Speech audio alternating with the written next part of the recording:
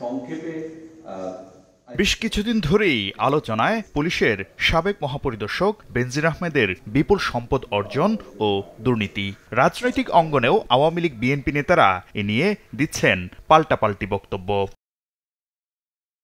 এরই মধ্যে বেনজির আহমেদের দুবাই পালিয়ে যাওয়ার খবর চাউর হয়েছে গণমাধ্যমে।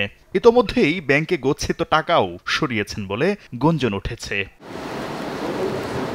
শুক্রবার এ নিয়ে সাংবাদিকদের প্রশ্নের মুখোমুখি হন আওয়ামী লীগের সাধারণ সম্পাদক ওবায়দুল কাদের। বলেন, বেনজির আহমেদের বিষয়ে তদন্ত করছে দুদক, দোষী হলে ব্যবস্থা নেবেন আদালত।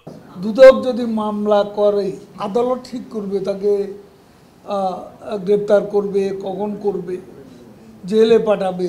দুর্নীতিবাজ কেউ ছাড় পাবে না বলে জানালেও বেনজির আহমেদ বিদেশে পালিয়ে গেছেন কিনা সে বিষয়ে কোনো তথ্য জানা নেই আওয়ামী লীগ সাধারণ সম্পাদকের।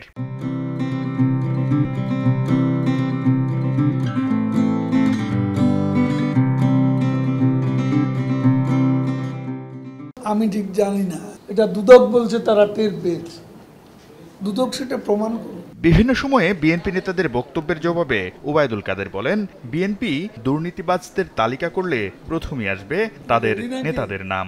লিস্ট করলে তো প্রথম বিএনপি নেতাদের নাম লিখতে হবে, কারণ দুর্নীতি লুটপাটের শিরোমণি হচ্ছে তারা।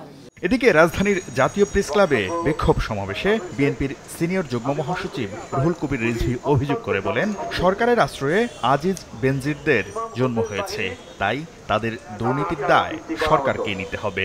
এদের অপকর্মের দায় দায়িত্ব সরকারের উপর বর্তত।